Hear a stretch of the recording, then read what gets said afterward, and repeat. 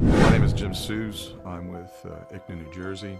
I was born into a Christian family, and then about 25 years ago, I accepted Islam. I used to work for a Fortune 500 company. It was a desk job. I had an office and worked here in New Jersey. I used to sometimes go to the local driving range and hit golf balls. And one time I went out and I hit some golf balls. And on my way back, I just stopped in the pro shop to kind of browse around. They had this big bin there that was full of golf balls, and they were selling them by the dozen at a very good price. So the price was so good, I grabbed two dozen balls, and I threw them in this paper bag, and I put them on the counter.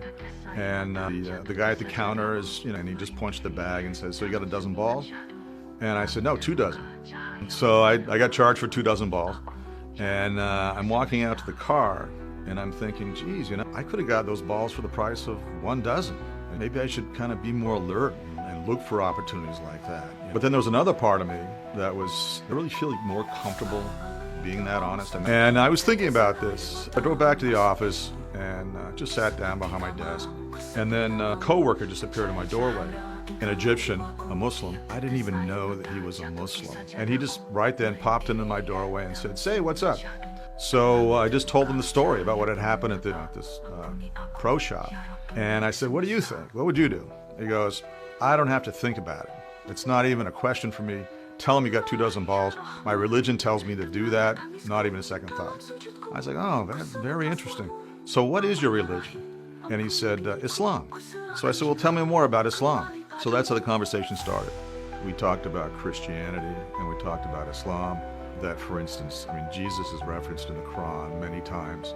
There is a whole chapter or a surah in the Quran that's called Maryam, or Mary. It's about the Virgin Mary, and it says that she was the most pious woman on earth. We're having sort of a discussion about the two faiths. I soon realized that this Egyptian friend, coworker, knew more about Christianity than I did. So in the interest of this discussion, and I went back and decided to read the Bible. I just started from page 1 and read it through.